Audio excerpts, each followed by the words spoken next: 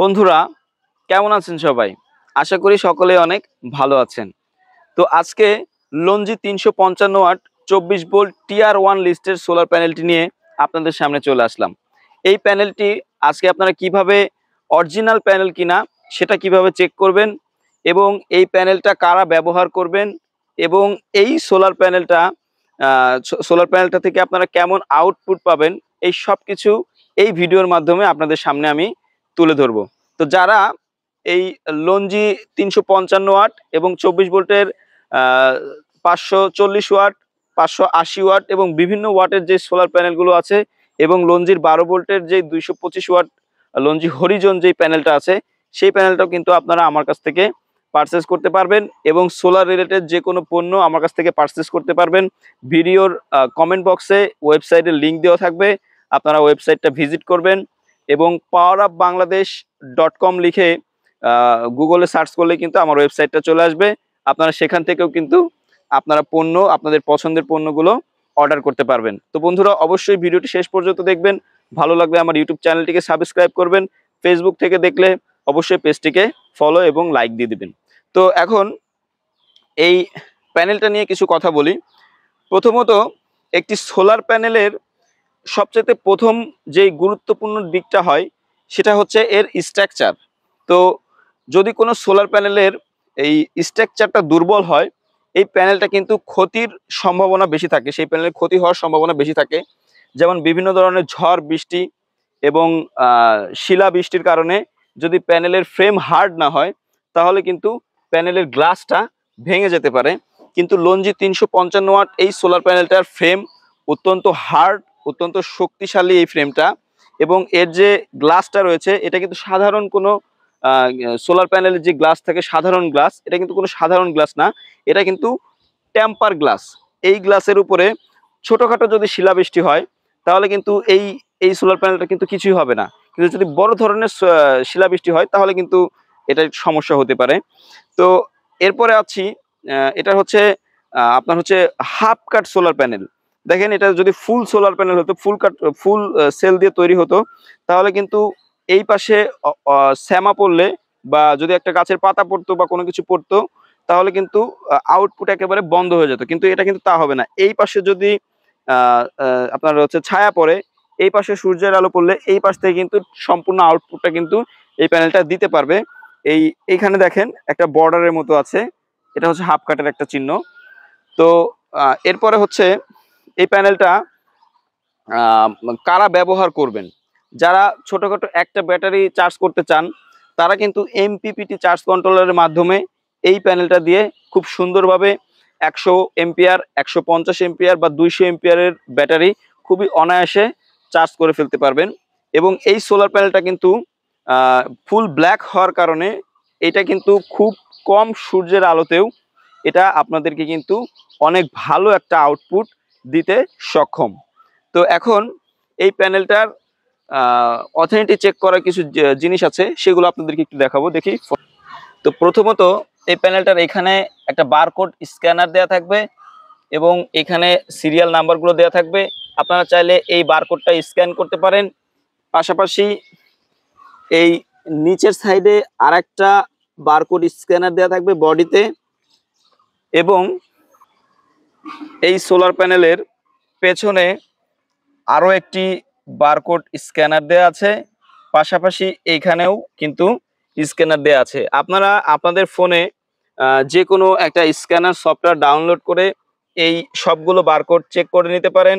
এটা সরাসরি ওদের ওয়েবসাইটে নিয়ে যাবে এবং আপনারা এখান থেকে সুন্দরভাবে এটা টেস্ট করতে পারবেন। আর একটা জিনিস হচ্ছে, এই সোলার প্যানেলটা কিন্তু made in Malaysia, further processing Vietnam. এই সোলার প্যানেলটা কিন্তু চায়না বা বাংলাদেশি না, এটা কিন্তু ম্যানুফ্যাকচার, মানে এই প্যানেলটা তৈরি করেছে হচ্ছে আপনার হচ্ছে মালয়েশিয়া এবং ভিয়েতনাম যৌথভাবে এই প্যানেলটাকে তৈরি করেছে। এছাড়াও এই প্যানেলটা কিন্তু আসলে মূলত আমাদের দেশে তৈরি হয় না বা আমাদের দেশের জন্য তৈরি হয় না। এই সোলার প্যানেলটা হচ্ছে শীত প্রধান দেশগুলোর জন্য কিন্তু এই প্যানেলটা অনেক বেশি কাজ করে।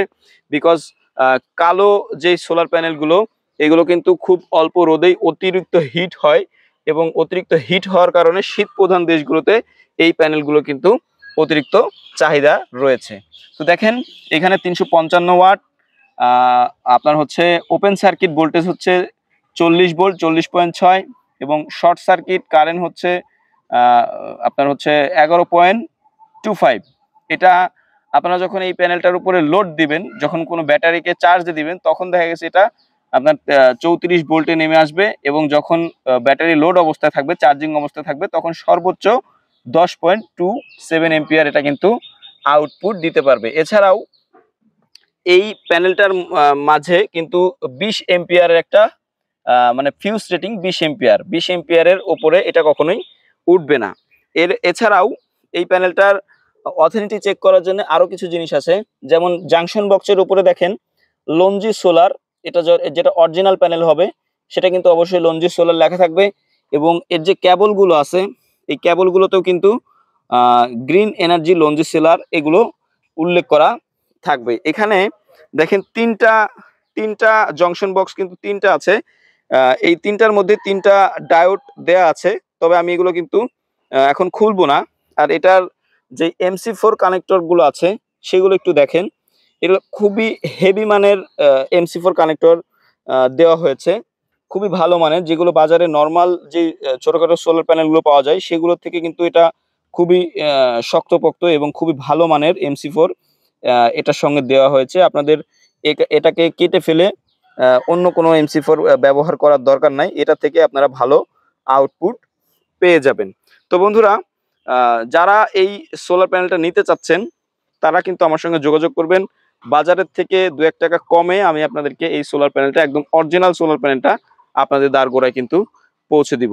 তো এখন এই সোলার প্যানেলটা আমি এইখানে সেট আপ করবো এবং এখনো রৌদ্র ভালো মতো উঠে নাই। রৌদ্র উঠলে এটার আউটপুট যতটুকু আসে আজকে সেটা টেস্ট করে ভিডিওর শেষে আপনাদেরকে আউটপুটটা দেখিয়ে দিব। এবং যারা মোটামুটি বাসাবাড়ির জন্য এই সোলার প্যানেলটা ব্যবহার করতে চান তারা 20 এম্পিয়ারের একটা MPPT চার্জ কন্ট্রোলার দিয়ে 12 ভোল্টের যে কোনো একটা ব্যাটারিকে সুন্দরভাবে কিন্তু চার্জ করে ফেলতে পারবেন। তো বন্ধুরা, ভিডিওটি ভালো লাগলে অবশ্যই চ্যানেলটিকে সাবস্ক্রাইব করবেন এবং ভিডিওটা অবশ্যই শেষ পর্যন্ত দেখবেন। তো বন্ধুরা দেখুন, সোলার প্যানেলটি কিন্তু এখানে সুন্দরভাবে আমি সেট করে ফেলেছি। তো এখন নিচে যাব, নিচে গিয়ে দেখব যে সোলার প্যানেল থেকে কেমন আউটপুট আসতেছে। মোটামুটি রৌদ্রের তাপমাত্রা অনেকটাই বেড়ে গেছে, যেহেতু এখন 11টার মতো বাজে।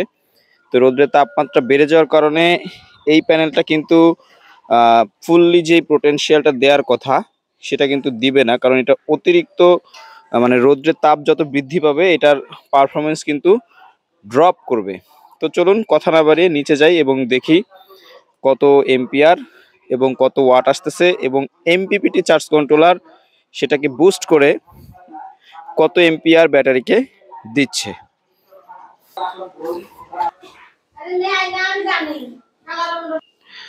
তো এই হচ্ছে আমার ব্যাটারি।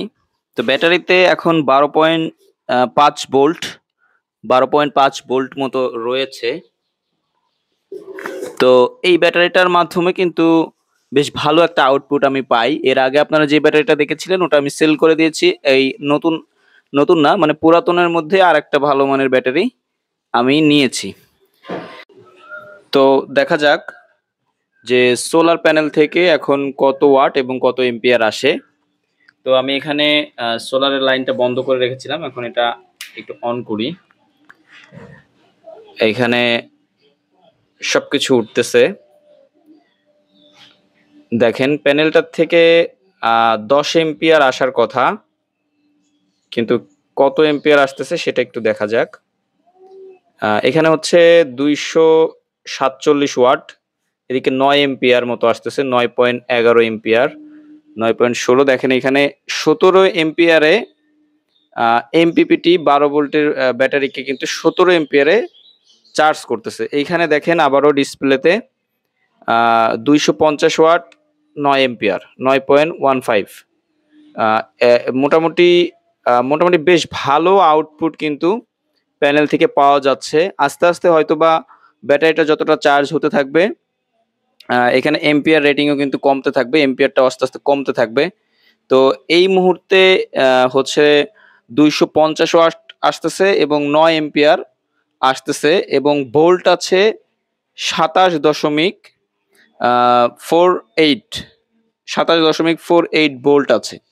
তো এটা একটু মেনু বাটনগুলো একটু চেপে চেপে দেখব যেখানে কি কি অপশন আছে। এখানে দেখেন কন্ট্রোলারটা এখন 45 ডিগ্রি হিট অবস্থায় আছে। কন্ট্রোলারটা এখন 45 ডিগ্রি হিট অবস্থায় আছে, এখানে কিন্তু দেখা যাচ্ছে। আর এদিকে আছে হচ্ছে ব্যাটারির ভোল্টেজ, ব্যাটারিতে কত ভোল্ট আছে সেটা এখন দেখা যাচ্ছে। 13.7 ভোল্ট আছে ব্যাটারিতে।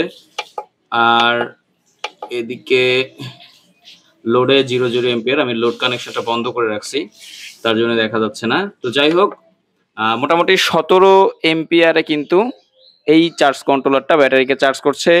প্যানেল থেকে আসতেছে এখন 252 ওয়াট, 9 এম্পিয়ার আসতেছে, 9.2528 মোটামুটি এম্পিয়ার আস্তে আস্তে একটু একটু করে বাড়তেছে। দেখেন মোটামুটি বেশ ভালো এম্পিয়ারই কিন্তু আমরা পাচ্ছি এই প্যানেলটার থেকে।